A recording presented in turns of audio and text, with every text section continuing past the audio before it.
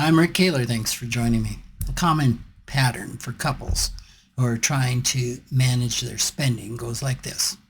The partners sit down together, they look at the numbers, they lay out a spending plan, and then they agree on what has to change.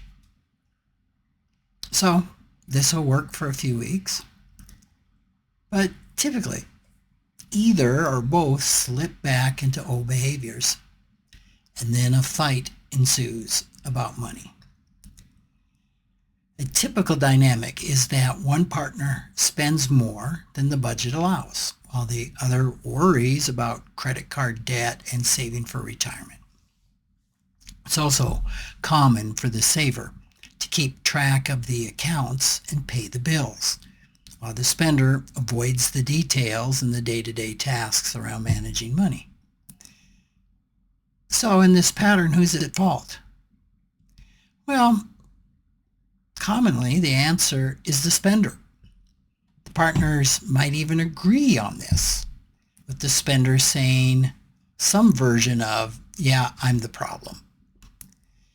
This may end the argument and even sound like accountability, but it doesn't resolve anything, nor is it accurate.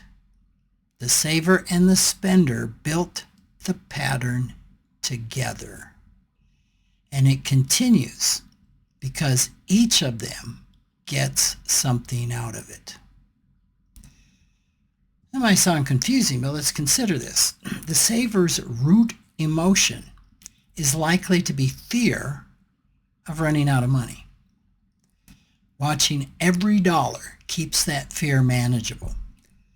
The spender's root emotion is often loneliness or resentment based on a sense of deprivation. Spending temporarily relieves those emotions. Both partners' behaviors contribute to a cycle, and when the spender overspends, the saver gets to be the responsible one.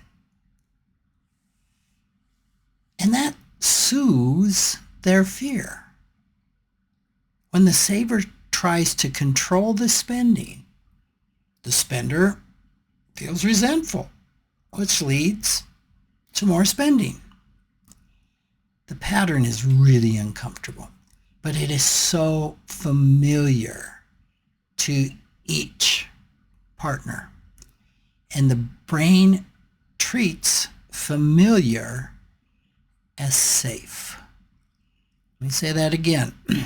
The brain treats familiar as safe.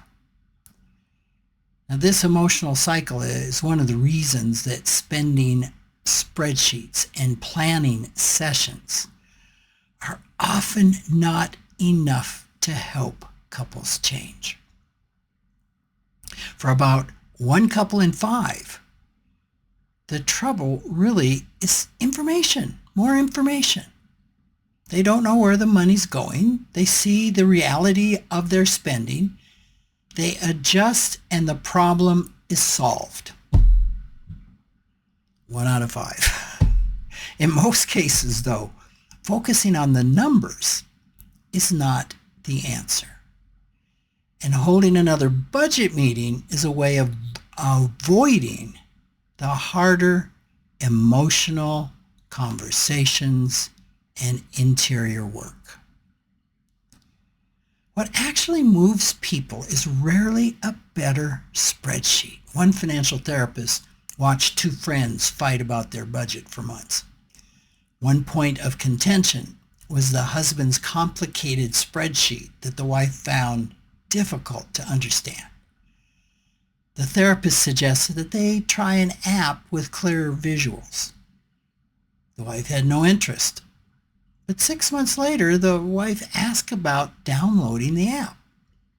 Using it helped the couple resolve their conflict. So what had changed?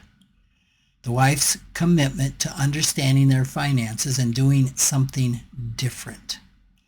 She saw how much pain their pattern was causing her husband and decided she no longer wanted to contribute to that pain. There is a strategy that couples can use to help make room for this kind of the light bulb just came on aha moment. Both partners agree to a small experiment. Pick one money habit, a relatively minor one rather than one that carries a lot of emotional weight. Change it for 2 weeks. If one of you checks account balances every morning, stop checking. If one of you clears every purchase over $50 with the other, stop asking. Agree not to judge, criticize, or even comment on each other's behavior. Now there's no passing or failing. The only assignment is for each partner to notice what emotions come up within them when the habit changes. Now, if the 2 weeks go smoothly, you have a starting point to build a new pattern. If it doesn't go smoothly, it's not unusual. You have a starting point to explore and resolve the emotional pain behind the cycle so that you can begin to build a new pattern. Thanks for listening.